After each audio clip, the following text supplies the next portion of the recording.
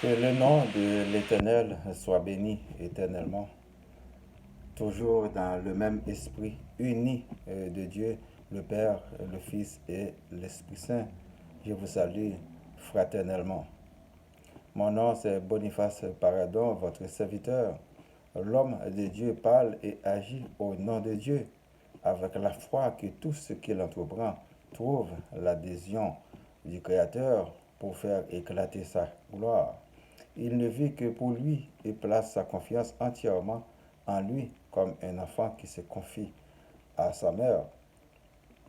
Son Fils unique, Jésus, nous a enseigné de croire en lui et en Dieu afin que nous ayons la vie.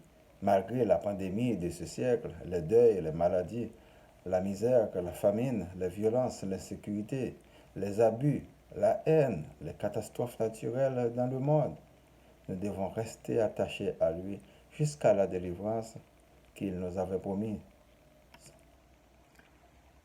Car sans lui, c'est le néant. L'ennemi surveille toujours notre solitude, notre abandon, notre lâcheté, pour nous mettre en scandale afin de nous accuser. Restons dans la prière et encore plus proche du salut. Parce que le Seigneur viendra comme un voleur. Je vous dis merci et bienvenue, chers internautes, sur le web. Le titre d'aujourd'hui, c'est Comment reconnaît-on un homme de Dieu? 1 Roi, chapitre 17, du verset 20-24. Puis il invoqua l'Éternel et dit, Éternel, mon Dieu, est-ce que tu affligerais au point de faire mourir son fils, même cette veuve, chez qui j'ai été reçu comme un hôte? Et il s'étendit 3 fois sur l'enfant, invoqua l'Éternel et dit, Éternel, mon Dieu, je t'en prie, que l'âme de cet enfant revienne au-dedans de lui. L'Éternel écouta la voix d'Élie et l'âme de l'enfant revint au-dedans de lui et il fut rendu à la vie. Élie prit l'enfant, le descendit de la chambre haute dans la maison et le donna à sa mère. Et Élie dit, vois, ton fils est vivant. Et la femme dit à Élie, je reconnais maintenant que tu es un homme de Dieu et que la parole de l'Éternel dans ta bouche est vérité. Pour la prédication, mes bien-aimés dans le Seigneur, invoquez le nom de l'Éternel à toute fin utile. Tout se fera selon sa volonté. Élie, l'homme de Dieu, invoqua Dieu et l'enfant fut revenu à la vie. La veuve avait confiance en Élie et Élie croyait en Dieu. Il disait, est-ce que tu laisseras mourir le fils de la veuve, mon Dieu? Et Dieu l'exauça. Aujourd'hui, ce même Dieu, on l'invoqua et le miracle ne se produit pas. Pourquoi? Plusieurs raisons peuvent rentrer en évidence. La question de la foi, la question de sanctification, la question de la gloire de Dieu, la question des conséquences du mal, la question de la volonté de Dieu, la question du cœur, la question de la repentance, la question d'assistance et beaucoup d'autres encore. On adore Dieu, on fait la volonté de Dieu parce qu'il est Dieu et son souffle de vie est en nous. Et nous n'avons nulle part pour aller. Un instant sans Dieu peut nous coûter la mort, car l'ennemi nous surveille jour et nuit afin de s'emparer de nous pour nous conduire en enfer pour subir le même sort que lui au dernier jour. Durant notre vie sur terre, nous connaissons partiellement le bonheur et l'enfer, tour à tour. À nous de faire le bon choix selon la bonne nouvelle de Jésus-Christ. On récoltera ce qu'on a semé. L'argent facile, le plaisir à tout prix, la lâcheté, la haine de l'autre et de ses biens, la magie, l'idolâtrie, l'injustice de toutes sortes, l'impudicité, la criminalité, les biens de sang mèneront à la perdition. Heureux ceux qui cherchent et prônent l'amour, la justice, la sanctification, qui défendent les vulnérables, ceux qui défendent avec bravoure le royaume de Dieu, ils auront la vie éternelle en récompense. Le mal engendre le mal. La violence, la vengeance, tôt ou tard dans la vie, peut-être un jour, un mois, un an, ou sur plusieurs années, les conséquences peuvent être néfastes, désastreuses et catastrophiques pour les auteurs. Revenons-nous un peu en arrière à l'histoire que d'Adam et Ève. Ils ont été péchés. Nous payons encore les conséquences à cause de la contamination de l'univers.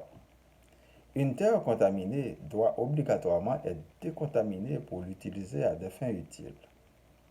Pour retrouver la vie éternelle, ce monde imparfait doit disparaître pour donner naissance à la nouvelle Jérusalem. Et cette nouvelle Jérusalem, ce n'est pas la Jérusalem qui se trouve en Israël, mais le nom de la ville sainte, le royaume de Dieu, construit avec la main de Dieu, exempt de toute souillure humaine, afin de vivre le bonheur éternel avec notre Dieu créateur. Servir l'Éternel de tout notre cœur, notre âme, notre esprit, comme étant le plus grand commandement, et aimons nos prochains comme nous-mêmes. Ceux-là sont les commandements de l'amour. Ces enseignements viennent de notre Maître, Jésus de Nazareth, notre Sauveur.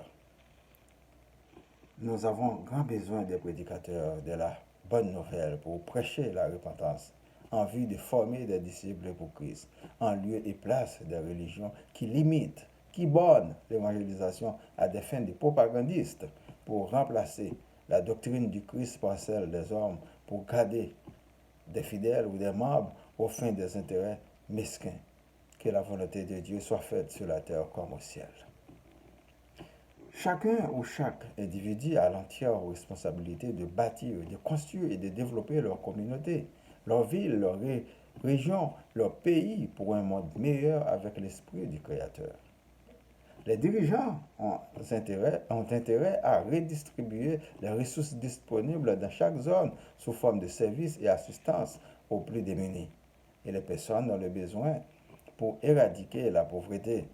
Pour cela, il faut placer des gens honnêtes et intelligents à des places stratégiques et punir sévèrement les kidnappeurs, les voleurs, les malhonnêtes, les pilleurs, les abuseurs, les corrompus pour une société plus juste.